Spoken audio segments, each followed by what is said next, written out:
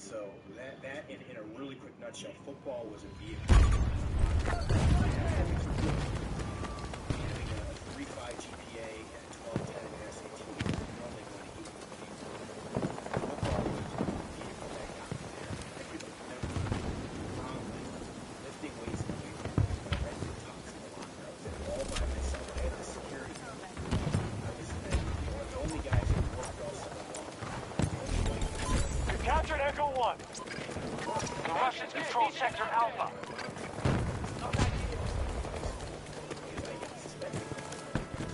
Enemy forces control the majority of sectors. It's not safe! Located transport. Costa located. 50 meters from your position. Ready for action!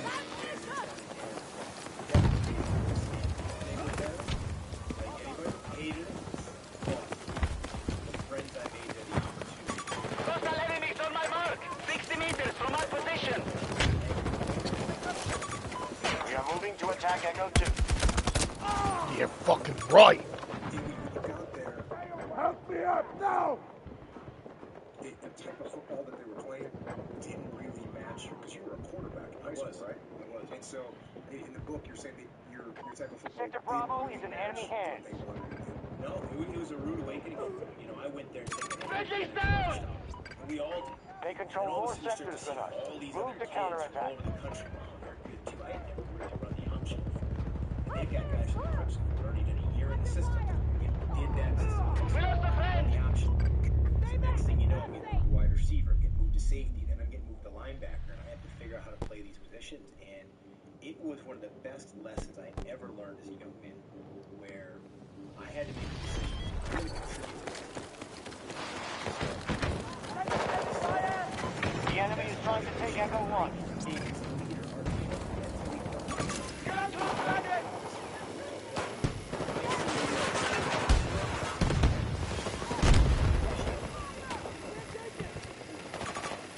I mean, and uncontrolled. He could not understand the defense at all. It was so wild. Flying all around, not knowing anything he touched, but he was an idiot. And also, he was an engineering major, really bright kid, but a moron in football. So I'm a senior.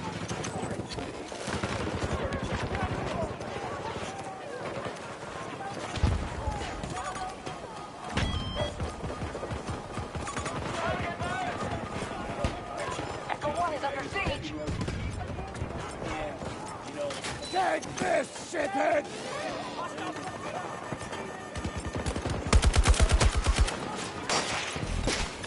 New objective under control. Taking Sector Echo.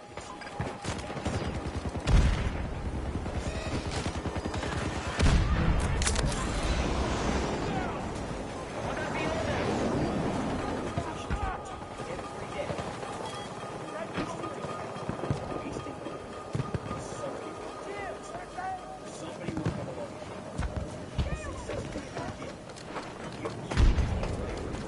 every day you got to learn that lesson.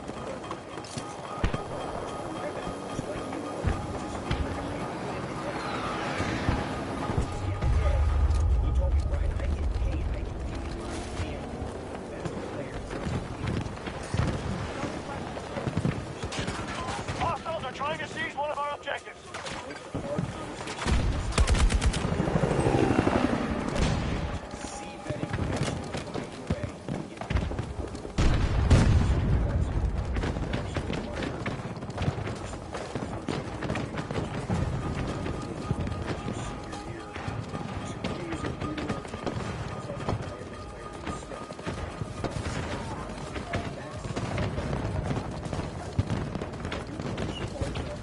We're down to our last resources. Make them count.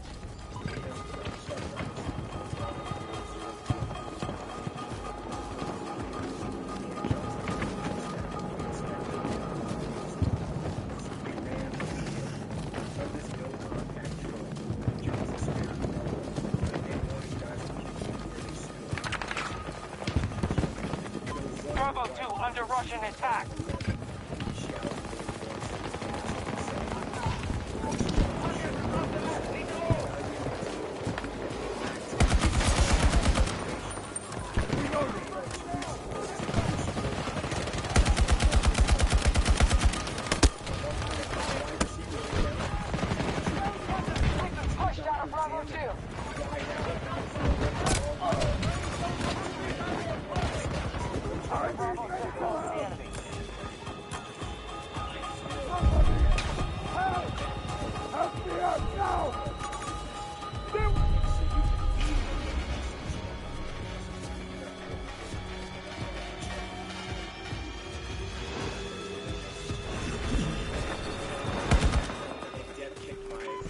sector's retreat.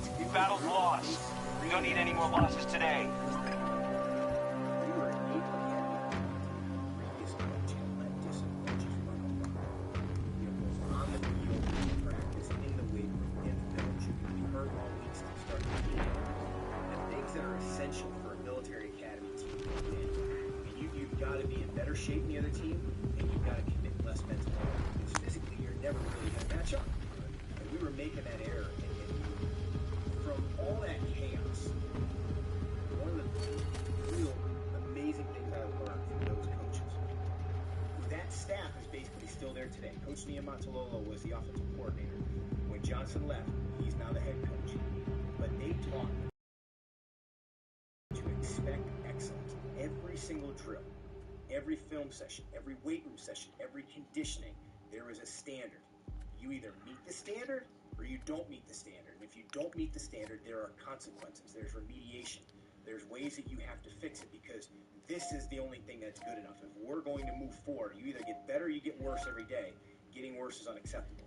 And when you take that mentality as an officer to what you're doing in the field, to train 160 Marines to go to combat, all of a sudden that gets a lot more serious than winning and losing football games. But that holds true in business. It holds true in anything.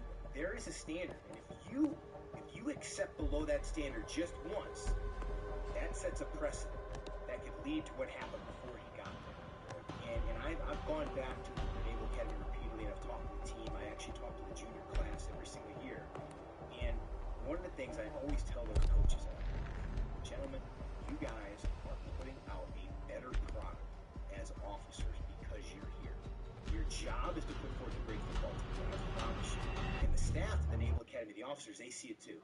They are making better leaders because of what they're doing on the football field. Before they got there, that wasn't happening. What was happening on the football field was making us worse leaders. And so I still hold true. He now coaches. We're shipping you out to Doha, Qatar. Extreme conditions have caused a mass evacuation. For reports say Russian troops are moving into seized trucks that got caught in the sand. We can't be sure what's inside them, but it's important enough to secure the area and prevent a Russian occupation. Expect plenty of resistance. Good hunting. Playing football and trying to be a SEAL, it's extremely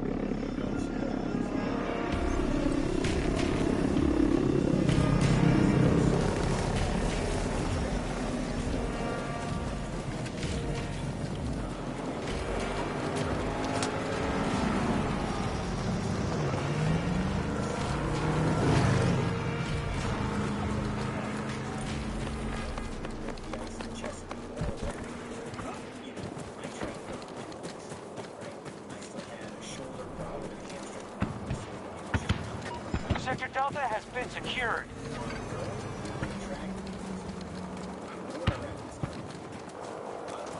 The battle outcome looks promising. We control the majority of sectors.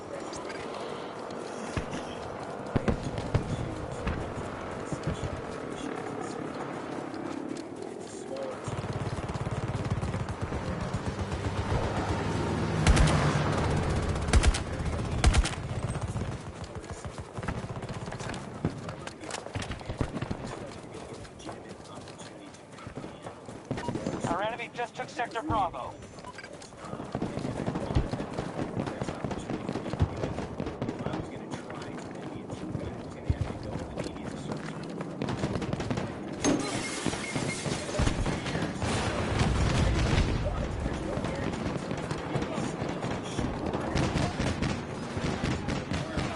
Come right down! And so, for me, the Marine Corps, yeah, it's been amazing. And you know what?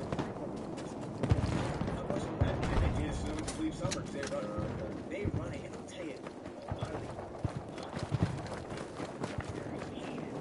the Russians have Sector Alpha. with a chip on their shoulder.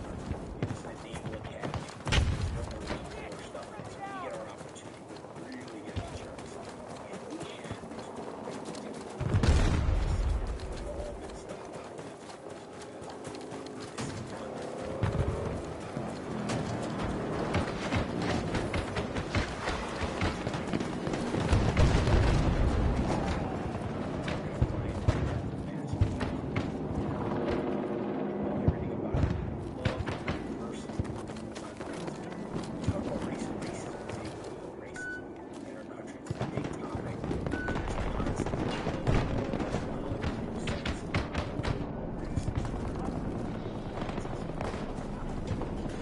We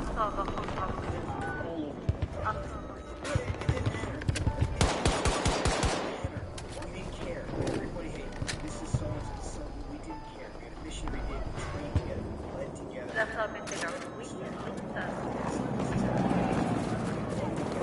Suffered together. It just doesn't matter in the military, and it's so frustrating to see it matter so much here in the regular world, where people have all kinds of preconceived things.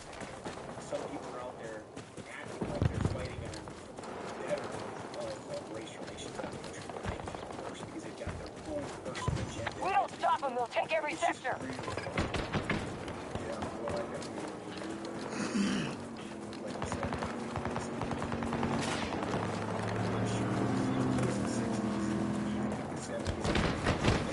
Sector Delta is now under enemy control.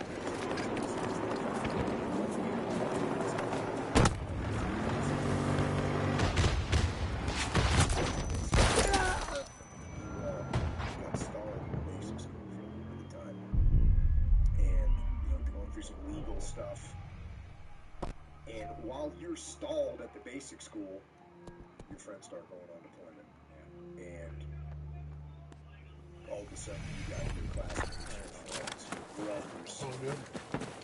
Playing on this fucking massive map. Yeah, this fucking hourglass map is the first time I ever played it. It's fucking huge. Yeah, it's like a fucking desert next to a fucking city. It's like some fucking Abu Dhabi shit. It's fucking wild. The map's huge. Update. Russian forces have sector control. Advantage is theirs. You're gonna ass kick. Biological desire to have children. Not all, but a lot of them. A lot of them.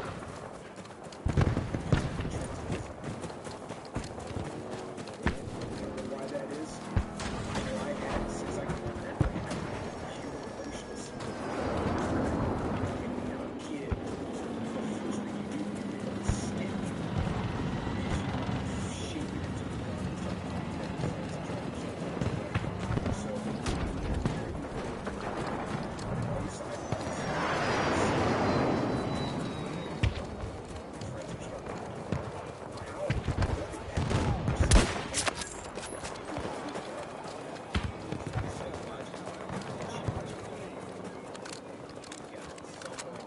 Dude, this map is like a sniper's paradise.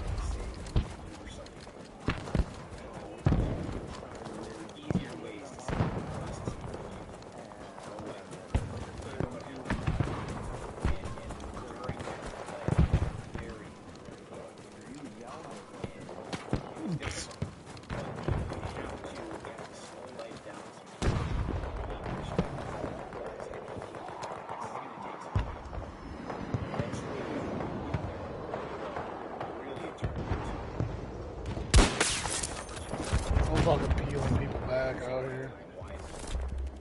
The war wasn't going to go away tomorrow. So once you get this feeling in your mind, Our resources and troop strength are down. Sector Bravo just fell to the enemy. so anxious, don't waste the time you have now. What can I do? I'm not going to let me back. Dude, get out of here. I need help! And so I found a way to contribute value. I found a way to get better. It didn't happen right away. You know, there was a couple of weeks where it was dark, where I was angry. Don't tell Adam that. He'll do so.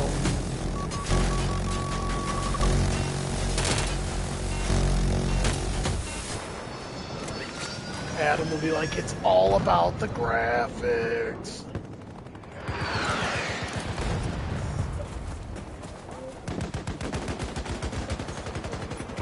Sector Alpha secure.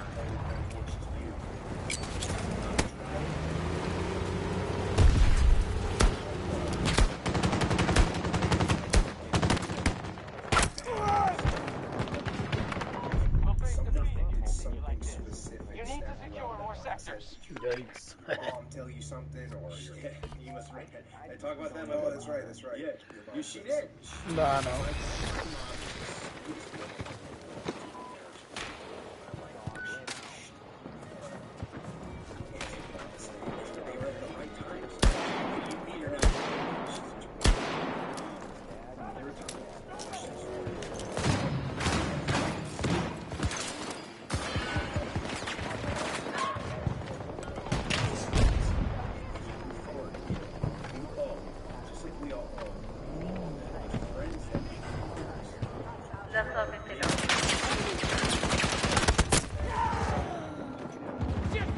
Somebody, help me up! The wrong way in my opinion. Taking Sector Alpha. Help me up! Depression. Need medical help! They choose more of a victim mindset way of remembering them. Others choose, hey, they're no longer here. Can't bring them back. What would they want me to be doing? What would they Ooh. Sounds terrible. Yikes. When I memorialize them, if I remember them, speak their names.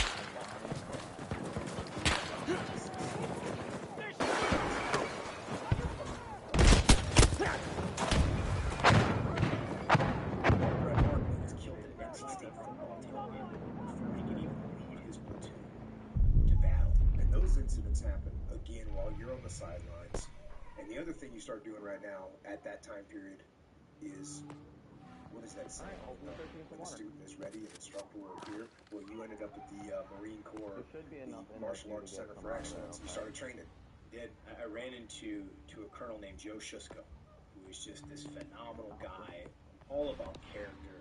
I mean, in his 60s, could outrun all of us. I mean, the epitome of discipline.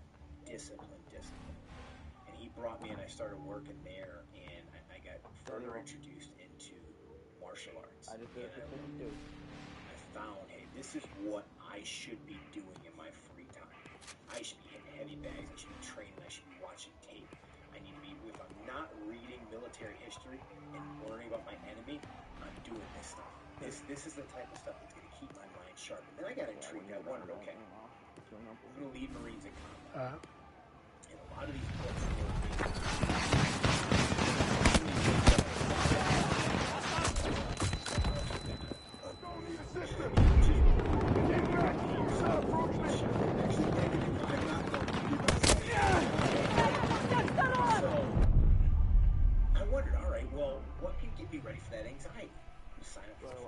I had this master gunnery sergeant who's a really good kickboxer. He trained me for martial arts. Yeah, sir, I can get you one. You gonna show up? Of course I'm gonna show up.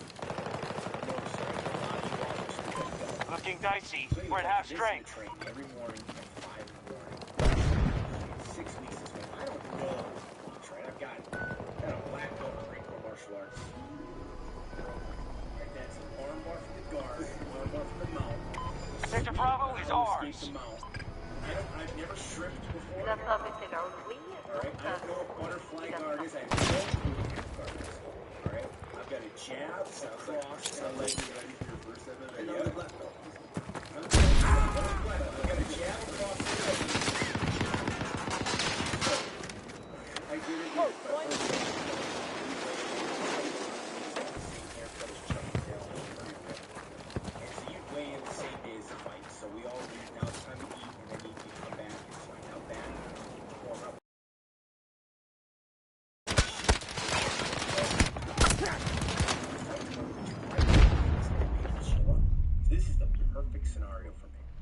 Show. He was scared. I go out with all my Marine buddies in the crowd. I mean, there's 50 people at this fight. Sector Delta has been secured by our troops. That makes it worse, right? And so, Majority of sectors under our control.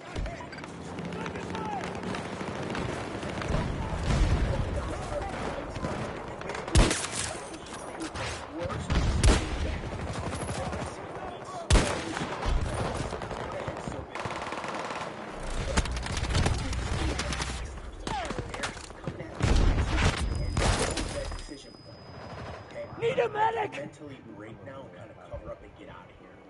Oh, it's Brian Stan. Help me up!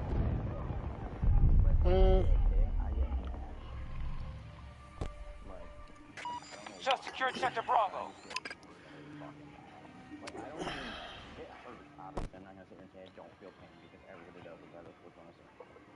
Right. So I would say for me, it went from when I was younger, I used to get pissed off.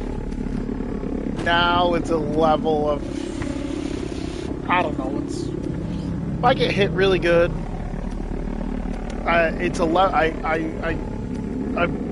my mind flips to this thing of like competitive cerebralness, where it's not mad, but it's like, okay, like now this is my type of party right here. Like that's where my mind goes. But I've also been hit a fuck ton. Make no mistake, fighting is scary, and it's most of the time it's really not all that fun. It is, but it isn't. It's dangerous, so.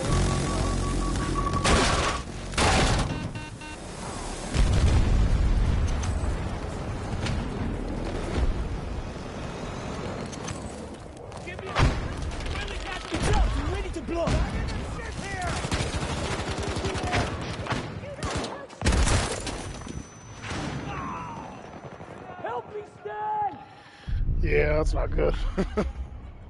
Just daddy. Ah! Just fucking shit, dude.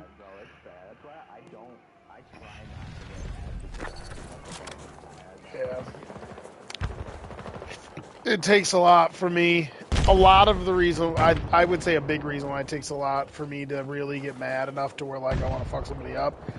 Is a lot of it is going to sound stupid, but it's because I'm, like, super comfortable. Like, at this point in my life, I'm very, very comfortable around someone who's being hostile to me. I've worked jobs, like bouncing in nightclubs, all kinds of different jobs. I've been in a lot of fights. Like I've trained a long time. So when violence is going on, to depending on what level of violence is, I mean, it's not like I've ever been in a shootout or nothing. But for anything below that, like when violence goes on, someone pulls like a fucking knife out or someone starts fighting, it really doesn't sway me much. I'm just like, whatever. Like, you can just deal with it if something bad happens. Like, so for me, I'm very comfortable when it comes to conflict. I've just had a lot of experience with it. It doesn't, it's not where it's like, oh, I'm a fucking like, psychopath or something. I don't feel nothing. I do, but it's like, it's just when you're conditioned to it after a while. Stop them. They'll take every sector.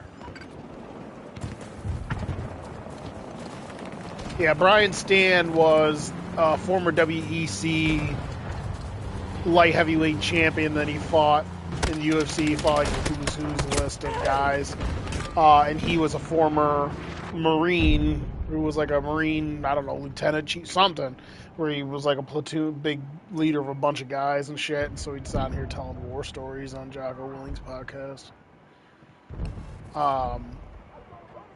He's the fucking man.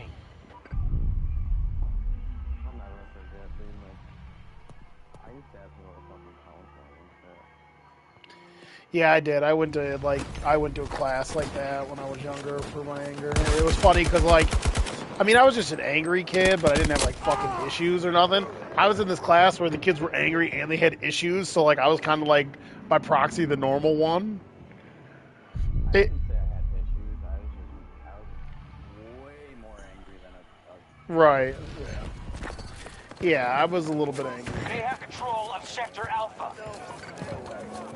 Nice.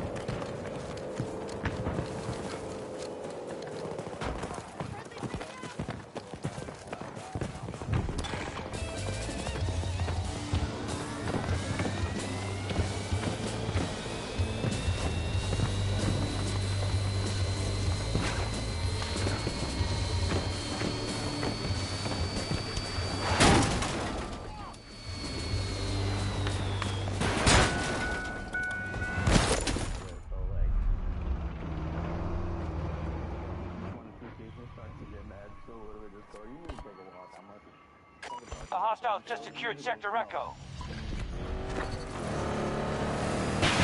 Incoming fire up front! Yeah, no.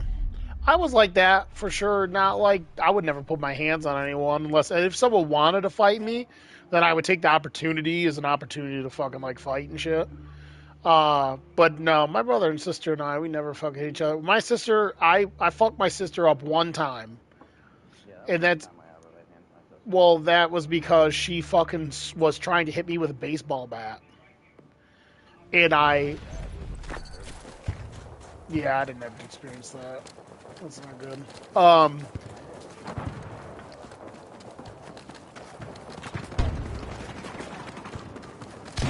So yeah, I have a buddy, good buddy of mine whose old man used to just like fucking wake him up just to fuck for something to do, just to beat his ass. Sometimes people just get the luck of the draw, you know? Yeah, I feel like if I got woken up all the time and beaten by my dad, by the time I was 16, I'd probably kill him. So, Oh, my dad and I have gotten in more actual fist fights than I can count. that's why my mom eventually had to stop like dating dudes because she started getting worried. Like my mom only dated fucking losers. So she had to stop dating because like Spencer and I started to get old enough to where I was like being like, I'll fucking kill like all this shit. She's like, yeah, okay, so I gotta stop. Well, we got on dates now. This map's fucking dope, but it's just way too big. I'm backing out of this shit. I'll pick you up.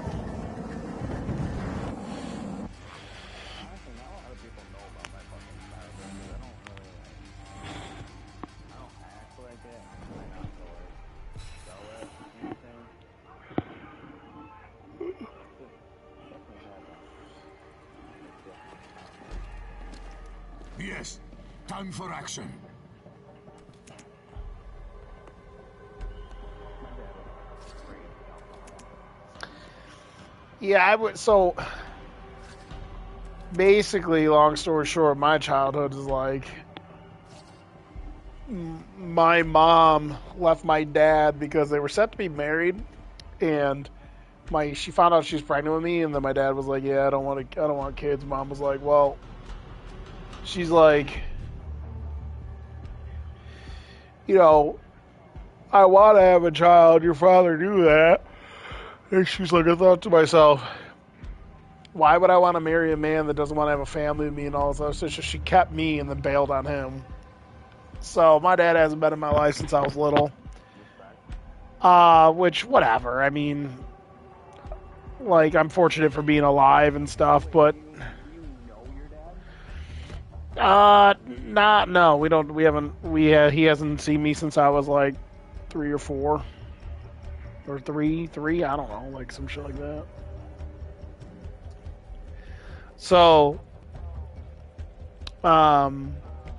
anyways, my mom met my brother and sister's dad, and they had my brother and sister and shit. But like my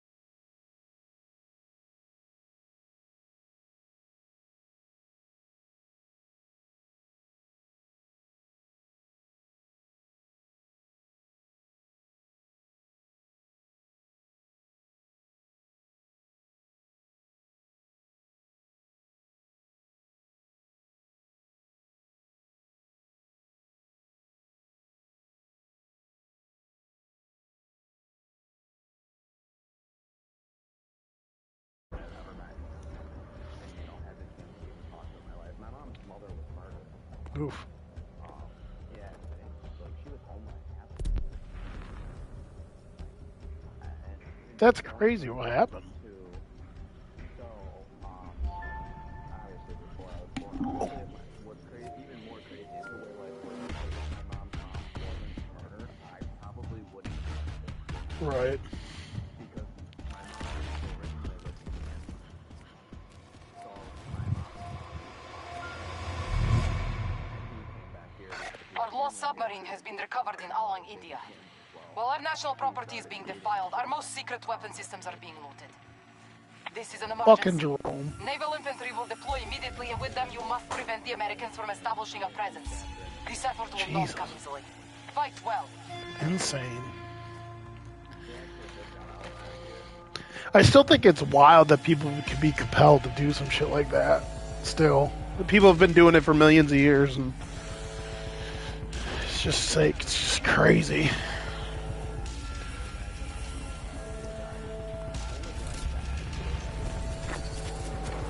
Right. Yeah. It's weird too, right? Because like, you either fall into, usually you fall into two camps on that shit. You're either the person that understands that every human being at one point was a child, but who knows what happened to that person, what experiences they had or whatnot to turn them into a fucking animal, which, regardless, you can't have people like that walking around once you find them. Like, you still need to, like, really actual serious, like, predators and, like, fucking people that have the capacity to kill. You can't keep those people around people.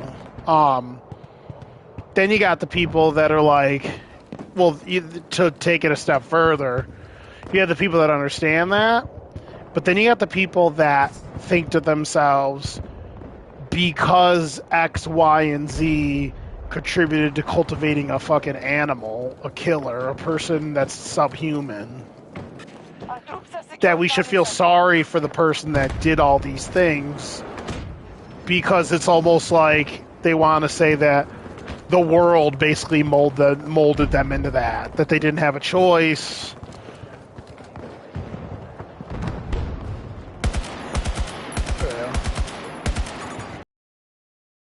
Regardless of what the answer is, you can't let people like that crawl around.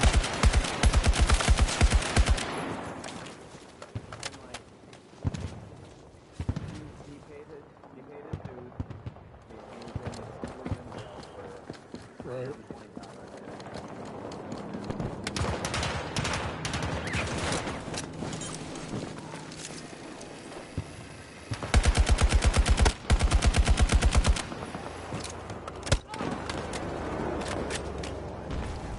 Right.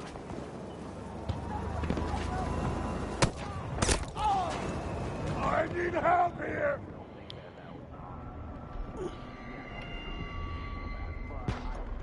We have lost Alpha Sector to hostiles.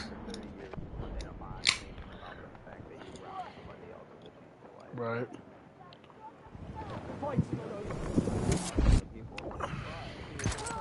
Drive me down! It hurts bad!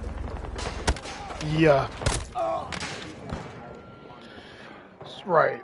So and so that's the thing is like, how far is the distinction away? Because like, so if you want to go all the way, if you want to put we were talking about this at work actually, ironically enough, there's a couple smart guys that I work with.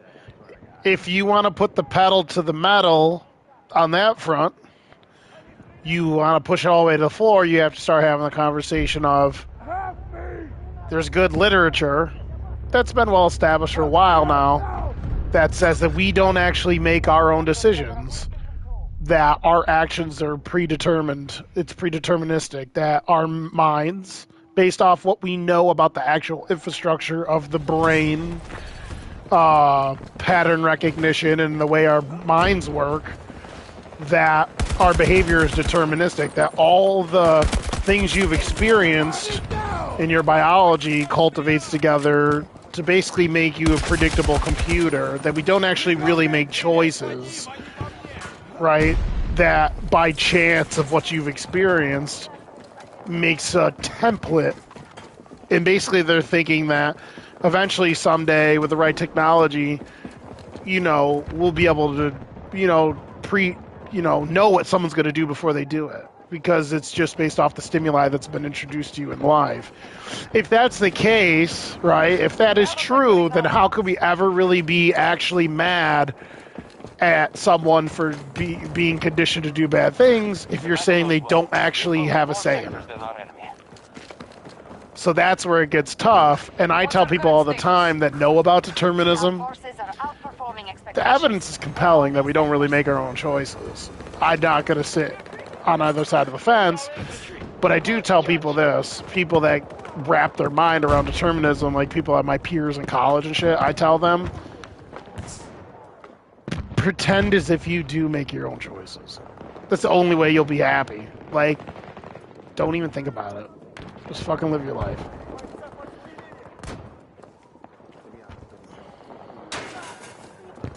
Troop spotted. Far. So yeah, like, there's a lot of different trains of thought behind it, and like you said, a psychopath, their brain is and here's the thing, not all psychopaths are killers, too.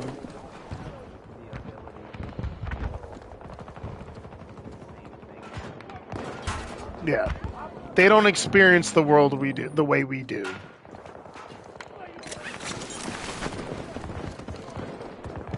Yeah. The areas of their brain, like the amygdala and the prefrontal cortex, they're dormant. The prefrontal cortex filters, so they think, is the mechanism that filters a lot of your decision making, right? Oh, that's just what they think. Yeah. Science changes. Right. Well, they do know this, though. They do know that when they turn fMRI machines on, almost every psychopath they've ever put an fMRI machine on displays similar patterns.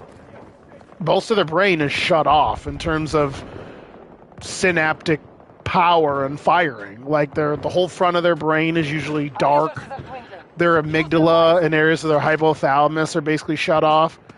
So what they're theorizing is that if you're a psychopath, which is a very, very small percentage of people truly are, you're operating at the very basic, primal, functional level of the human condition. Like, you're basically just filtering urges and desires in the animal instincts, like lust, procreation, having to eat, sleeping. But the consequences of how you obtain them don't get filtered through other parts of your brain. So you don't feel emotion. I always use this analogy.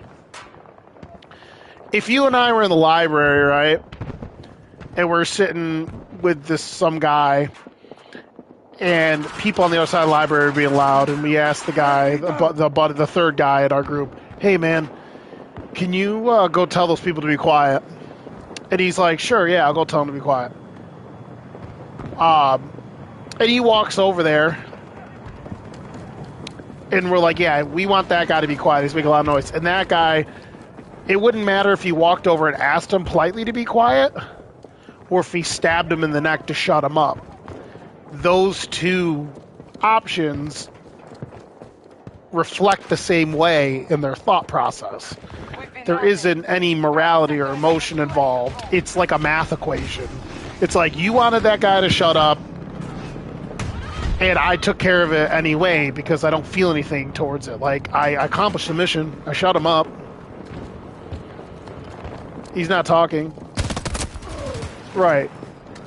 But with a person that has emotions, morality, a moral compass, the ability to actually feel the philosophies and the feelings that we subscribe to society, would know that I don't need to fucking harm this person to get what I want from them or to get them to behave in most instances.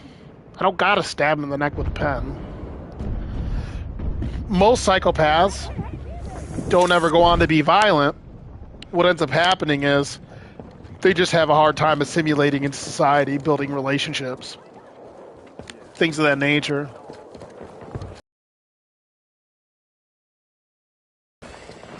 No, usually you would have to test for it. There are some like small cues professional uses. Like you got to listen to the way they talk about things.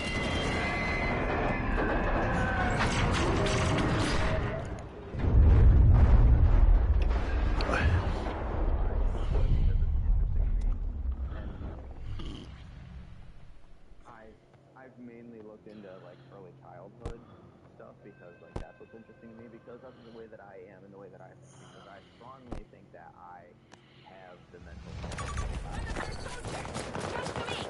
Right.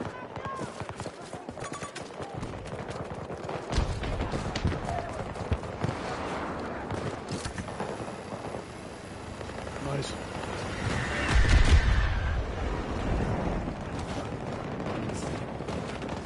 I love how you call her bro.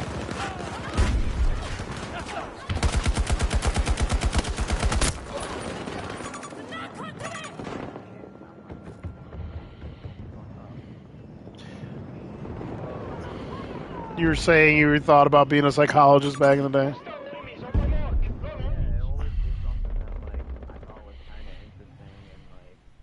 I've always wanted to know more about how the brain works and stuff like that.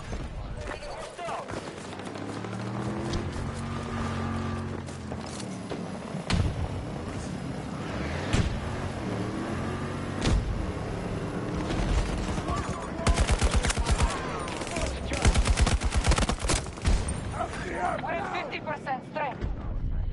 Yeah. Different. And I feel like the people that can actually open up their mind to it. And also, I have more of a like holistic, different style on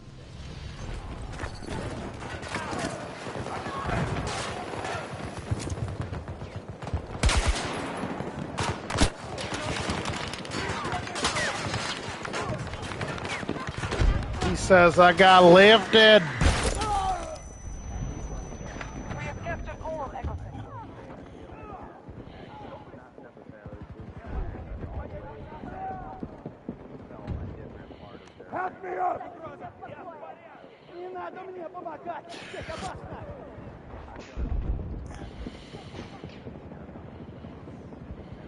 Our plan is effective. We hold more sectors than our enemy.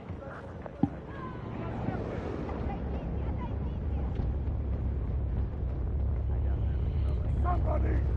Help! different way, feeling in a different way that just wasn't normal. You know what I mean? Right. It wasn't. But I don't know. I definitely. On the right!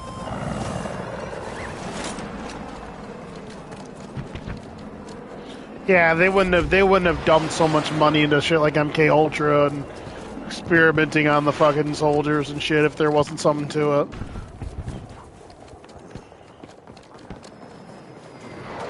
Easy, Joe Rogan.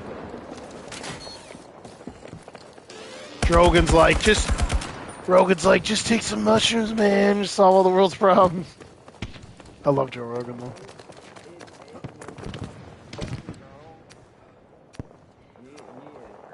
Hostiles now control Bravo sector. Yeah. He's a fucking man. This strategy is not working. Hostiles control more sectors than we do.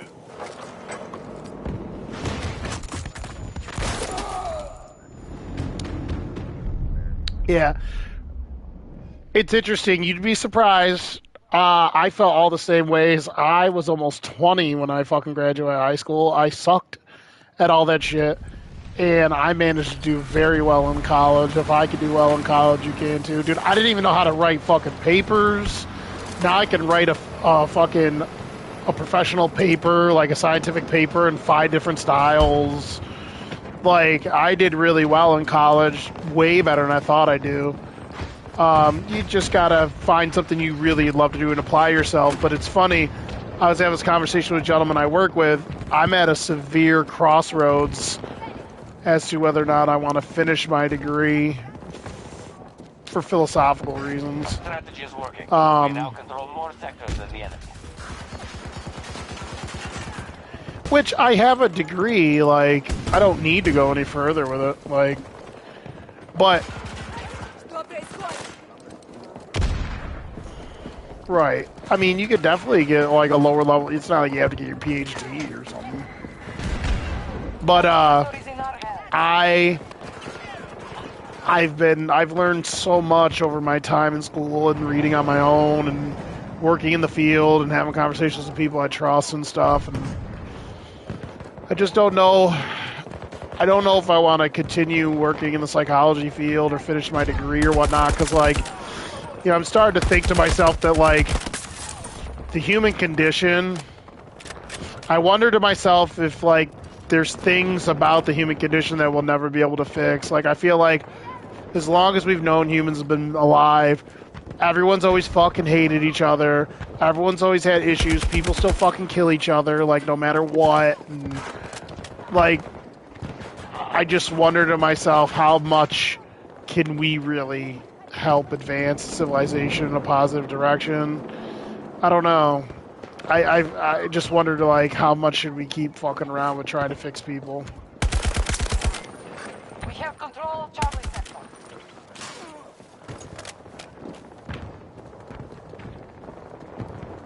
Our enemy has been pushed back on all fronts.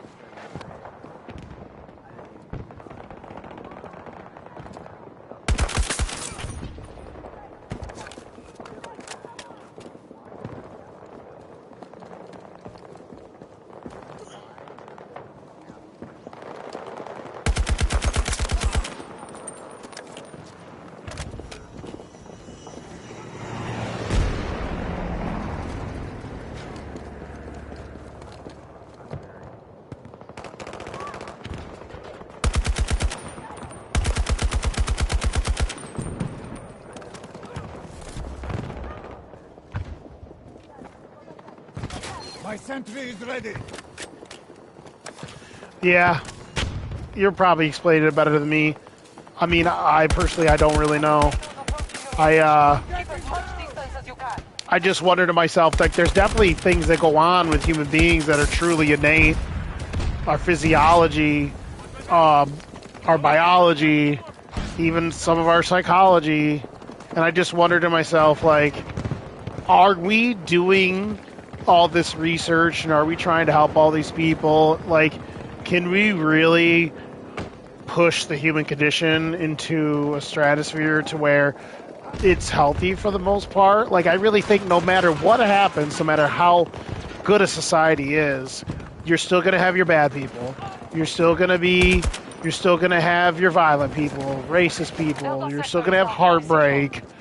You know, you're going to have poor people.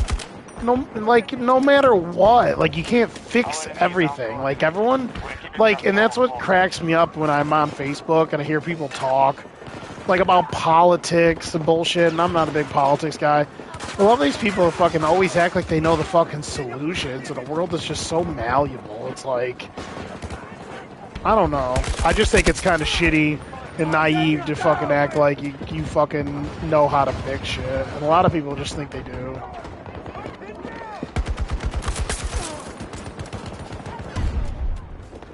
They've taken Alpha Sector. This will hurt them!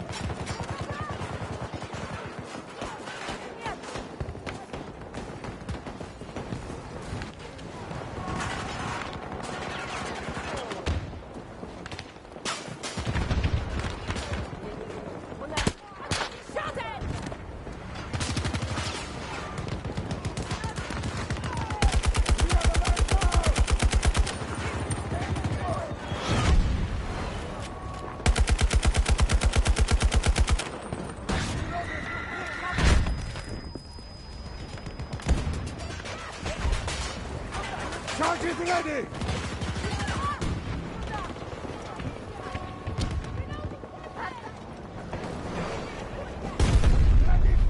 Right. So yeah, because of that, it's made me think to myself, I don't know if I want to keep working in this field and, like, trying to fucking help people. It's like, there's a part of me, it's like, I feel like, what's the point? Not like you're wasting your time, but kind of like you're wasting your time. Yeah, like, there's a part of me that goes, maybe the only thing you could do for yourself, right? I feel like sometimes the only thing you could do to help the world is to wake up every day and step outside of your house, look people in the eyes, talk to them like human beings, and show them that there's people out there that give a shit about them, and be an influence to hopefully, like, you could lead by example and show people how that their lives don't have to suck and that they can be happy and that there's people out there that they can connect with and stuff, and like, you know, I feel like that's the only thing you can do. You know, I feel like it's the only thing you can do. We're not gonna fucking fix. People will always go to war. We'll never fucking end famine. We'll never fucking end racism or whatever fucking people care about. I feel like all you can do is just influence others to be good. The enemy holds the majority of sectors. Yeah. So part of me is like, I just want to cultivate myself into being a good influence, surround myself with good people, and just try to enjoy my life. Like, you know.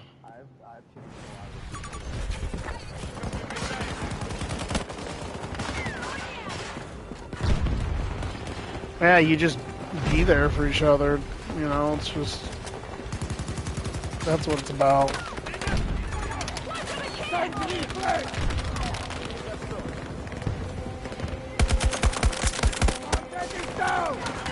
I'm reloading!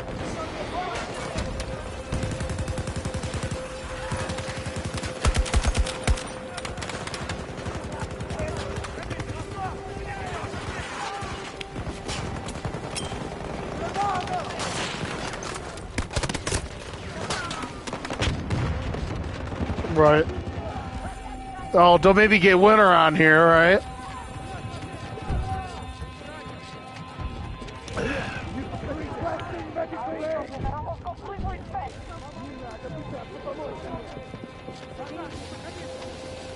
Like, any grounds to stand upon to tell you how to live your life and shit. Yeah.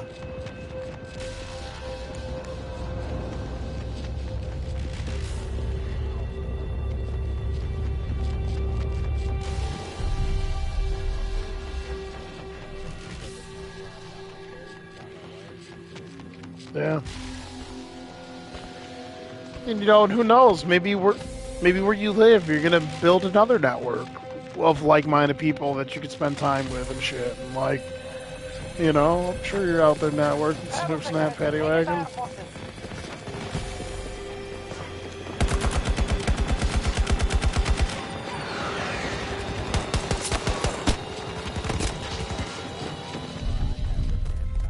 Abandon all sectors.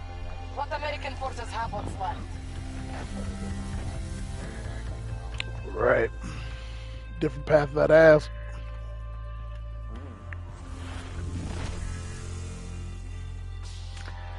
But yeah, I don't know. Being a human's a fucking weird thing.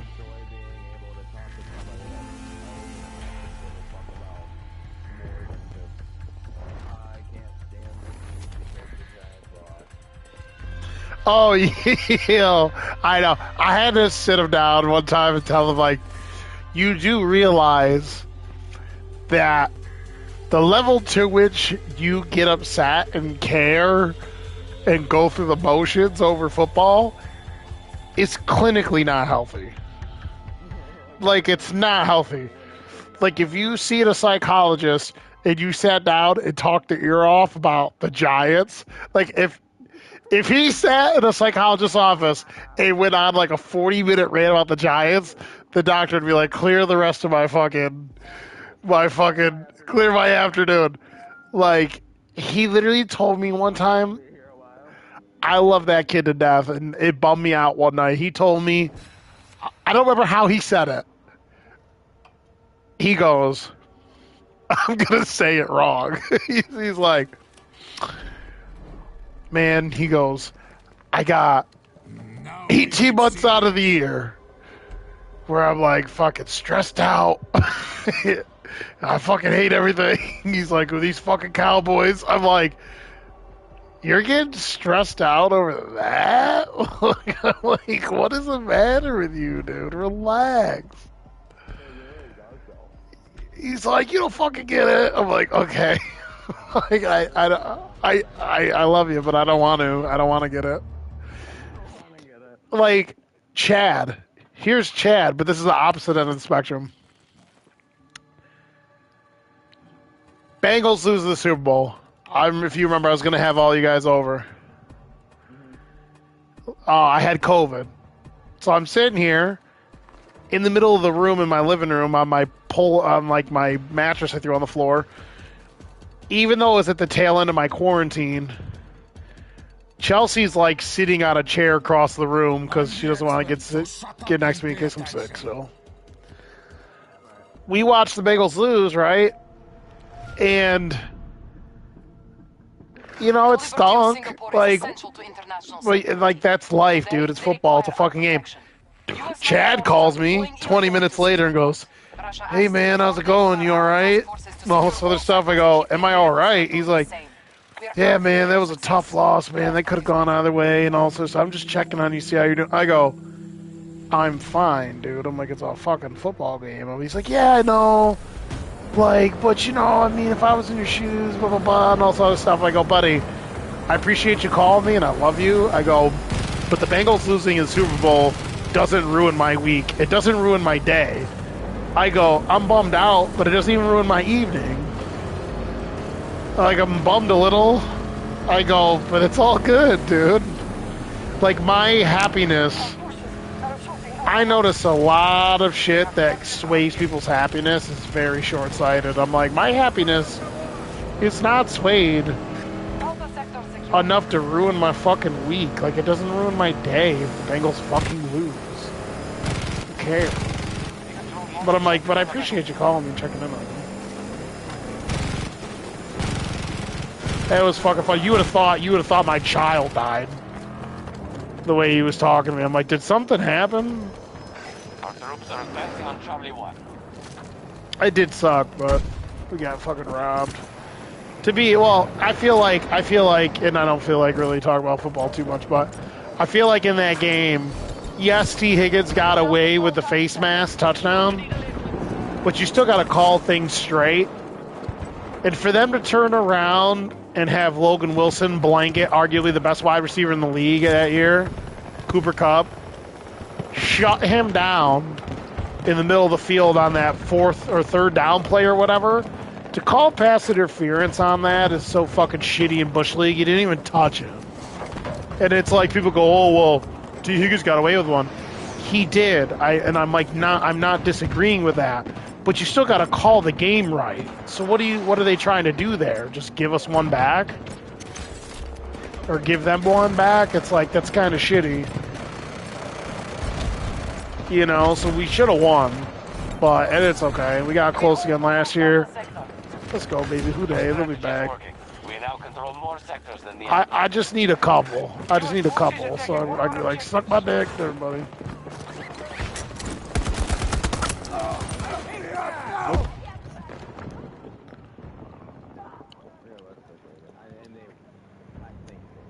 God, they had opportunities, man. Here's the crazy part about these opportunities.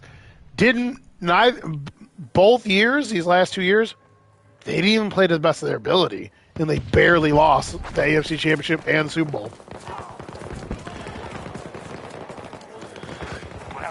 We've had odd key injuries, but I don't really use it too much as an excuse. I'll tell you this.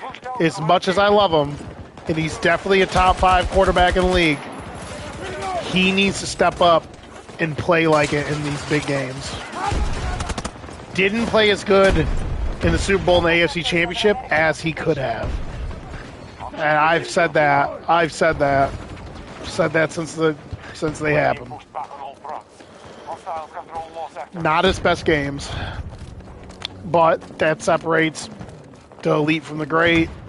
You be really elite and still not get it done.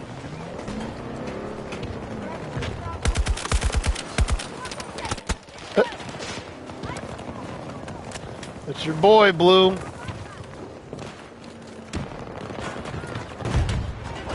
let's be real here, though. Are we going to freak out over Dak having one bad year? A year where he's, like, fighting off injuries and shit?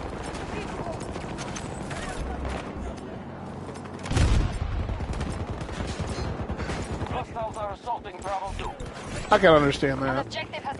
Especially in the big games. The games that matter. But I still think he's really good. Like, it's like you're going to be hard-pressed to find a guy that's as talented as him. Tony was really good. Fuck, I love that dude. Well, Tony Romo was a dude that 100% was hampered with injuries throughout most of his career. That dude was, like, playing through all kinds of shit. Remember, like, broken back, broken collarbone, broken shoulder, torn muscles. How are we faring? Early operations are promising. We're holding objectives. 100%. 100%.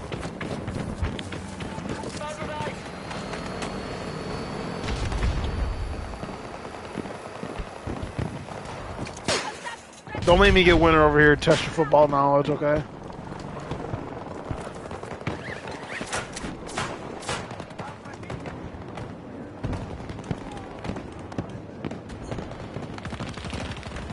His solution to every loss of every team ever is they didn't run the ball enough.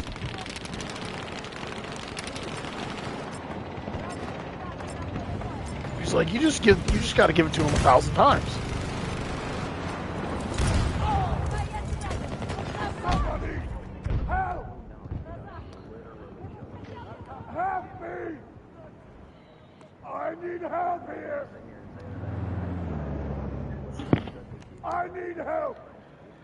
Yeah, he's just gonna. I thought to myself, like, if you look what he did last year, he put up like 900 yards or whatever, but he had a good amount of touchdowns.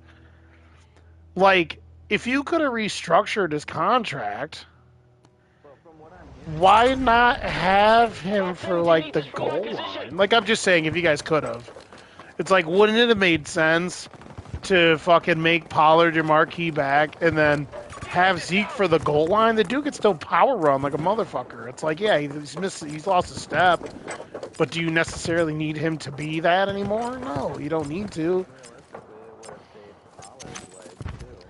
Yeah, let me tell you something. Modern game, like recently, Zeke's one of the more savvy goal line runners in the NFL. Like that, if he would have been able to restructure his contract, that would have been huge, because he would have had value left.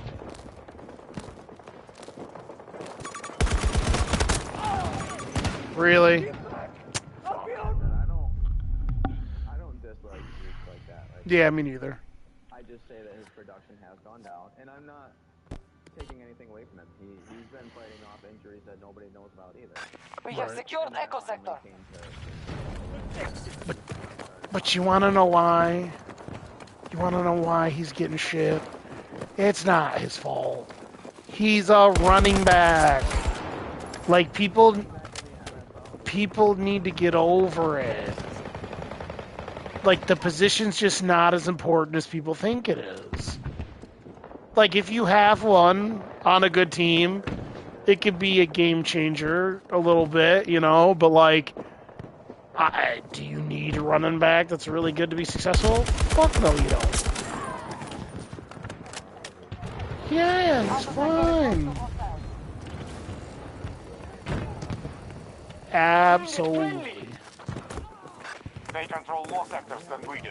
We must counterattack. Yeah, dude, he's a fucking beast. We're about to attack Delta 1. We are losing resources.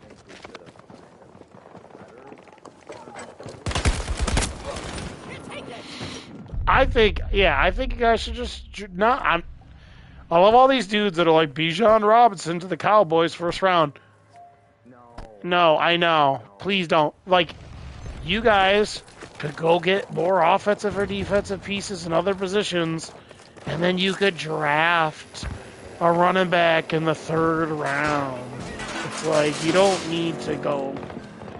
Jalen Hyatt, I like him. Another one for He's you. solid. Parker Washington's my sleeper wide receiver. I love that motherfucker. Watch Parker Washington, Penn State. He'll be like a slot guy in the NFL. Dirty. We have completed trying to see.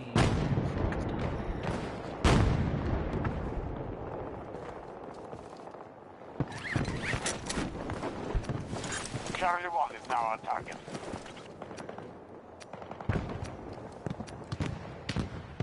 Our enemy controls the battlefield. They have conquered more sectors. Sentry in place.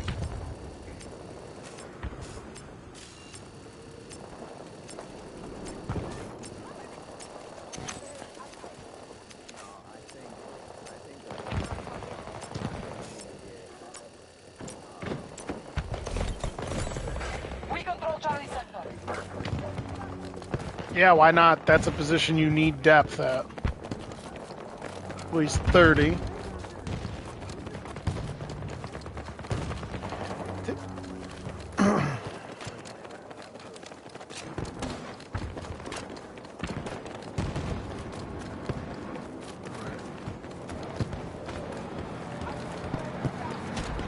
Hostiles spotted at Charlie 1.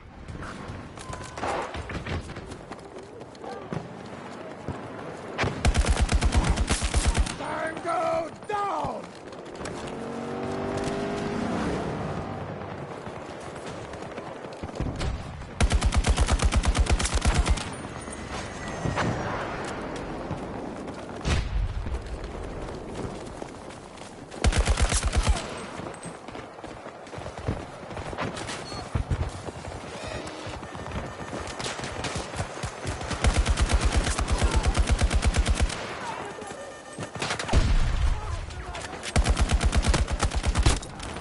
Dude, get out of here.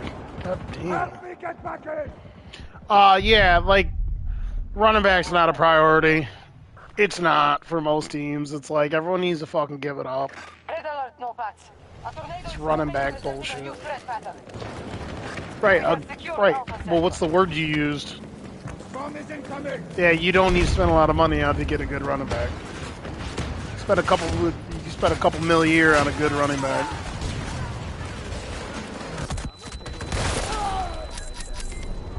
I fucking destroyed those dudes. Ha ha ha ha ha. Yeah, I fucking just ran up. Dude, I've been suicide bombing people's vehicles. I just run up and throw the mine and sacrifice myself and just blow a fucking vehicle to shreds. For my country! Boom! Hostiles have secured an objective. But yeah, like, you don't need to spend money on that. It's not something. Oh.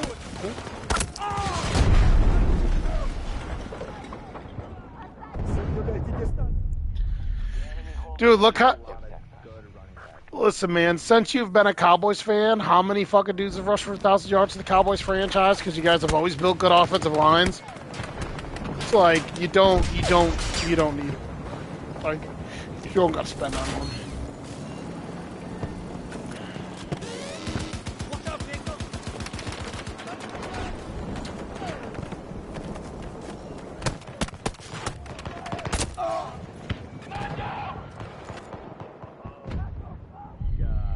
Bravo sector fully secured.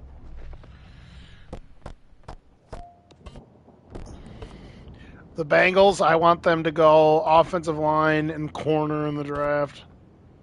Honestly, it wouldn't hurt my feelings if we went whole line again. Yeah, because you got guys getting older. Like, remember, Martin, as great as he is, Hall of Famer. Tyron Smith, they're getting old, man. Hostiles attacking Bravo 1. Yeah, he's getting old.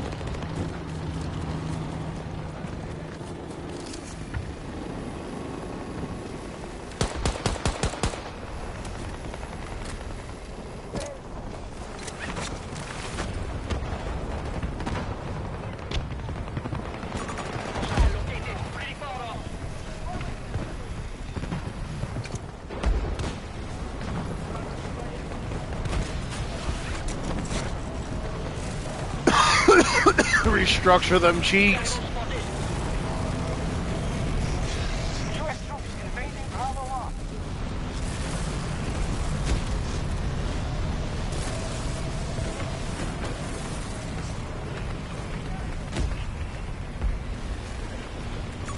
Fucking hostile!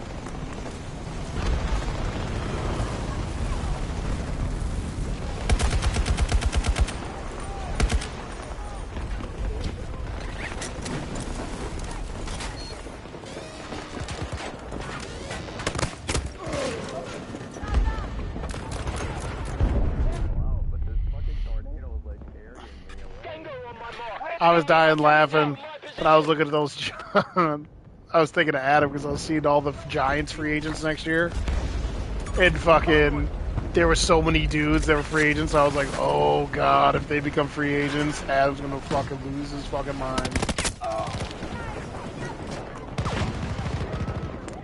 Like Dexter Lawrence, Leonard Williams, dude.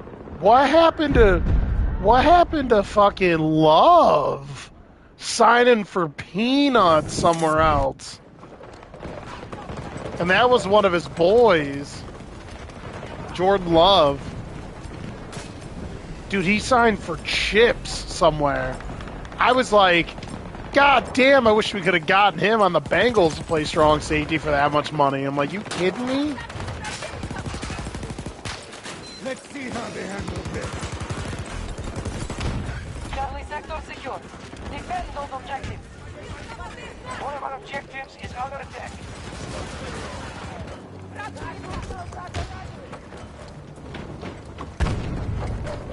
Yeah.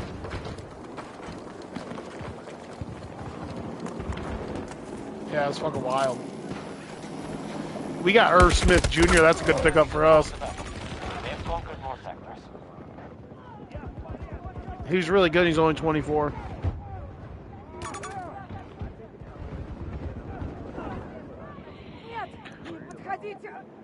I love your guys, Ferguson and Hendershot, dude, or Hendershot, or whatever the fuck his name is.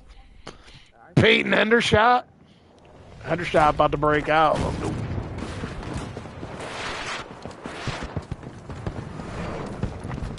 Good. Sentry ready.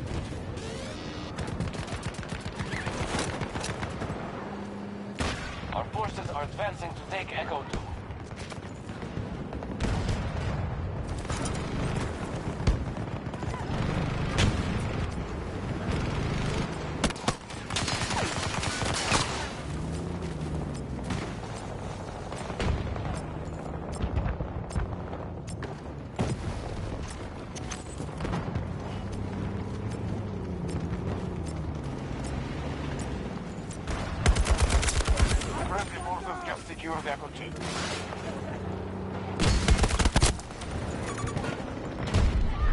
I need medical help.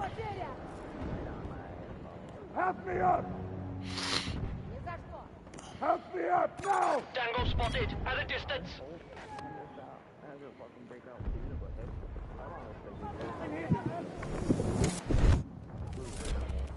Who? Brittany is hit. Which More guy? sectors than the enemy. Oh, okay, I know what you're talking about. Charlie sector is now under U.S. command. Hostiles hitting Echo 2.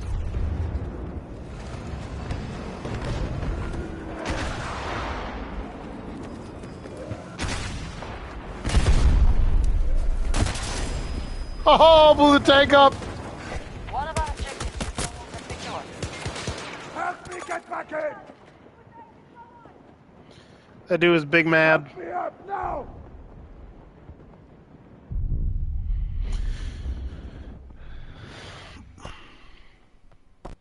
Yo, there's a bunch of motherfuckers over here.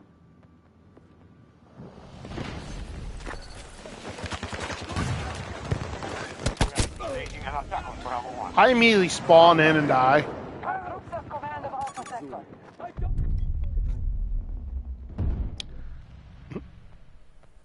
She's like, you better, pussy.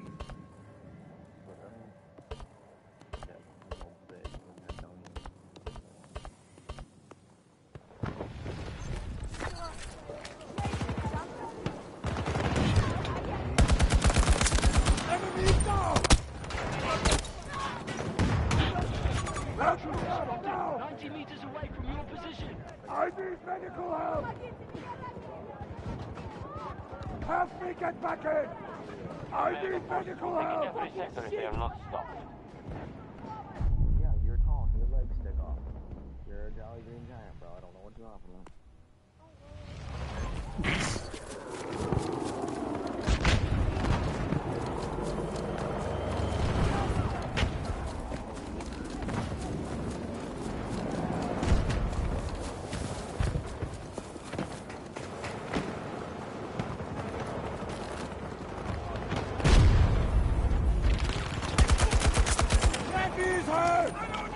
god, I got one of them.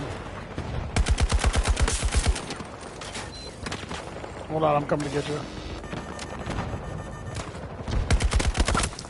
What? Help me up now! Get fucking real, dude. I almost got all three of those dudes that got you. Trying to stop B1 from getting taken. Right now we gotta get B1 and B2 here.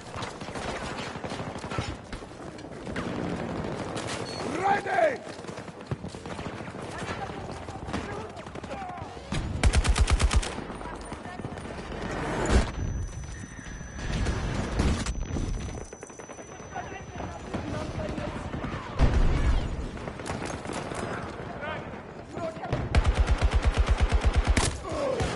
Oh my god! We control most sectors on the battlefield. I've just literally been respawning because they ain't coming to fucking save me.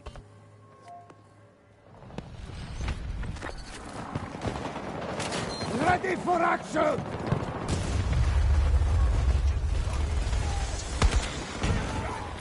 Coming down! We have lost sector to the an objective. Really? They taking fucking B2 and B1? Man, we blow.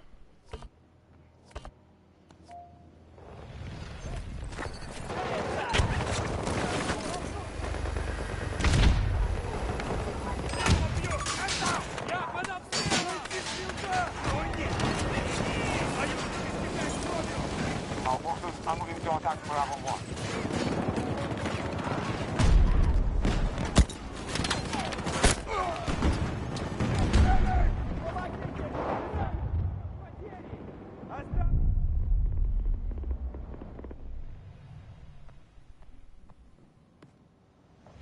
Oh, we're getting B1.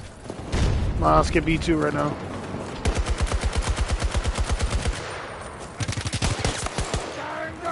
We have taken control of an objective. Go. Deploy!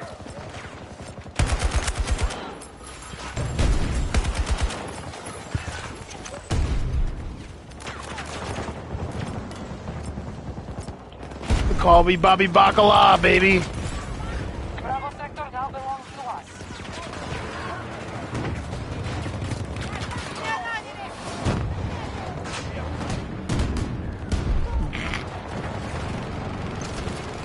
Bravo 1 between has occupied the Let's go! Come on! Fuck with me! The enemy holds the majority of sectors. Ah, B1. This will hurt them! Stay. If you're a B2, stay. I'm going back to B1.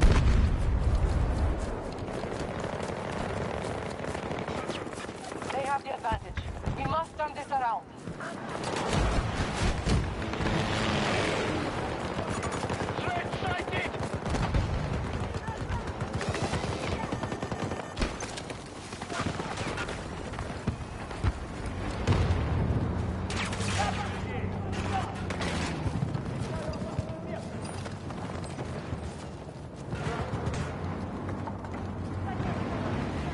Hostiles control Echo sector. An objective is under siege.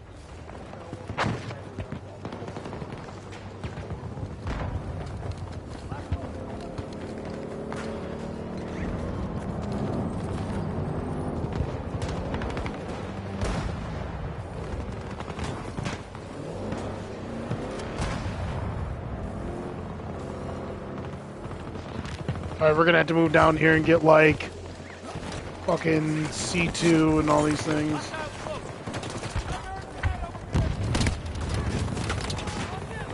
Our troop strength is nearly depleted. U.S. forces control Alpha sector. One of our objectives is under attack. Oh, I can hear the music coming in.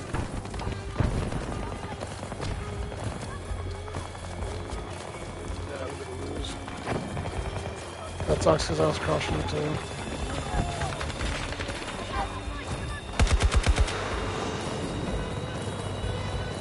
I'm reloading!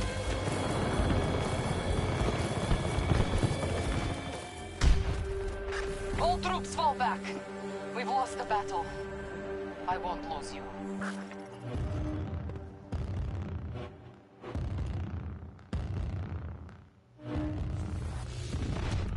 My girl's back there watching Bachelor, and she's like telling me what's going on. This shit's fucking funny. She goes, I give him a year.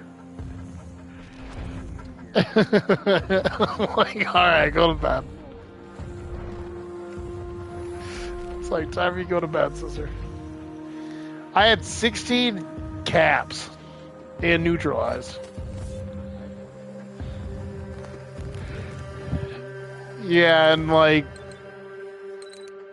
X amount of kills in the space. That's crazy. I'll probably play one more. This will be maybe the last one. I need to fucking go to bed because today was fucking stressful, dude. Dude, I fucking crushed my tag course. Nice, congratulations, bro.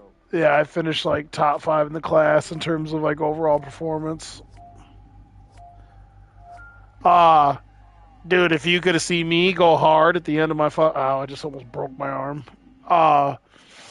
You could see me going hard at the end of my tack course, so I'll lay the whole thing out for you. So you start at one end of the range and you gotta run down to the end, run across, then run back.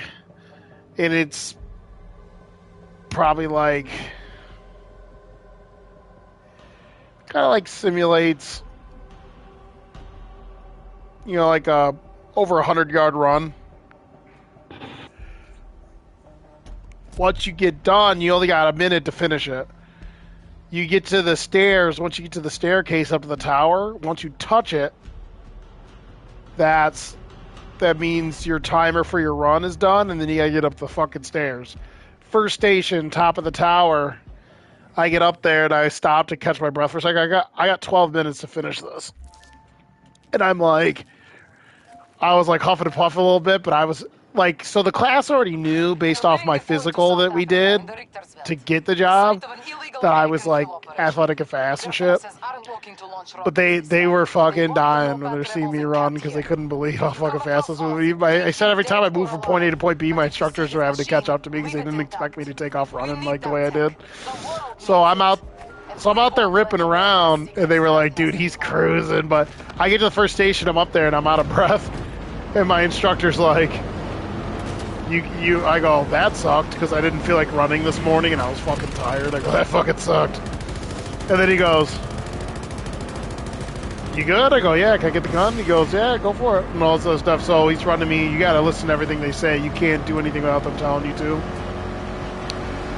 So first station, there's a target on the ground, probably 50 feet away, you gotta hit that. It's just worth like points, like extra points. It's like you don't gotta hit it or whatever. There's like a scoring at the end, but you also gotta be done on time. So I put 2 shots on that one, knew I hit it.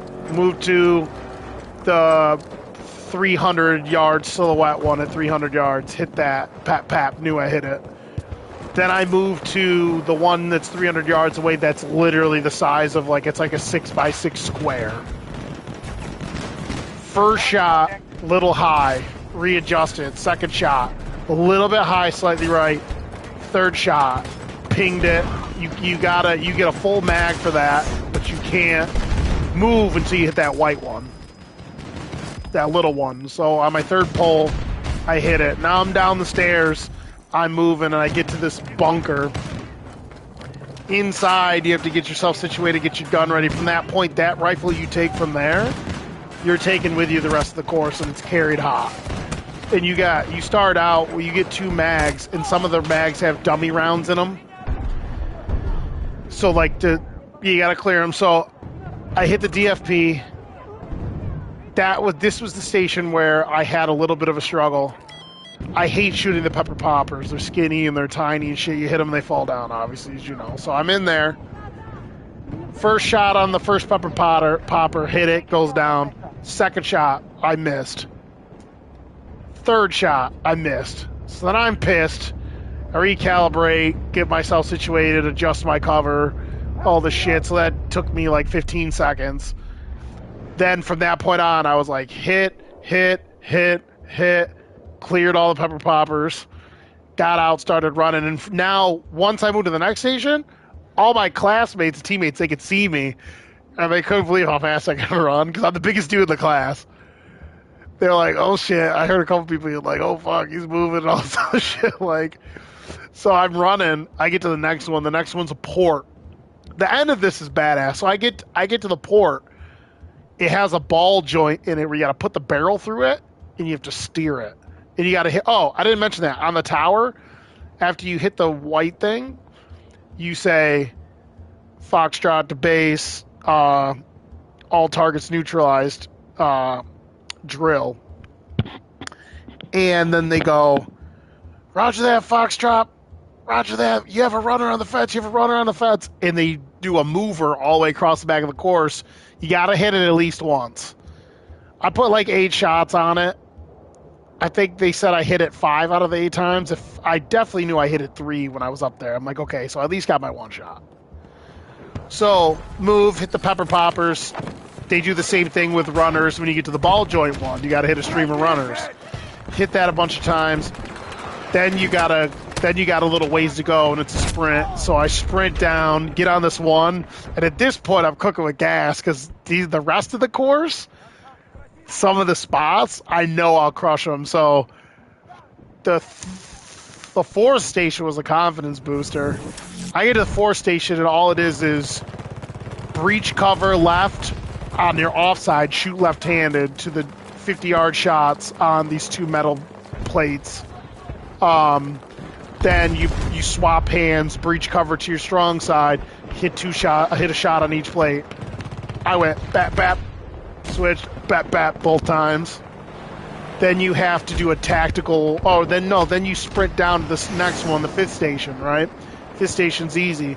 They have movers that just pop up, little pop-ups, and you got to discern which ones are bad guys and which ones are, and make the right decision and fucking hit them. So, crushed that. Crushed that. So from that point on, your next set of shots are only 25 yards and 7 yards, right? But you got a tack run, and I 100% have the fastest tack run. You're not allowed to actually run. It's like a controlled, like you bend at the knees and you move real fast. You can't like sprint. You gotta turn sideways, keep your rifle down range, and move and watch where you're going and stuff, and get to the next spot. I fucking flew through that, but I'm dead. But this is where my time got fucking abused. We get to the station, the dread station, where you start using your gas mask. So I get there, and the way it works is you get there, and you throw all your eyewear, your hat, gloves, whatever you want to take off and you don't need, into a bucket that's on the barricade. And then you tell them when you're ready, and my instructor will just go, gas, gas, gas. And you got to don your gas mask, depressurize it, and then get a good squeeze on it and get it set in 18 seconds. So I had practiced it already a bunch of times. Clear it and then pressure. Yeah, I did it in like I've done it in like 8 seconds. I think I did it like in like 11 or 12 out there. But you only got 18 seconds. Like it feels like you don't have a lot of time. But if you're good at it and you practice it, you have an eternity. So anyways, but this is where I had trouble. So I get the gas mask on. Everything's kosher. But you have to use the gas mask. They throw smoke grenades at you and smoke and shit. And you got to try to shoot a thermal target with your gas mask on through your thermal sights. Yeah, but here's the thing. So I get the thermal up, and they were using a new silhouette. What we shot at the first time with our thermals was like a regular silhouette with like a hand warmer on it, so you can just see the middle of it, and the hand warmer goes hot, and that's the bullseye. That's what we qualled on. What'd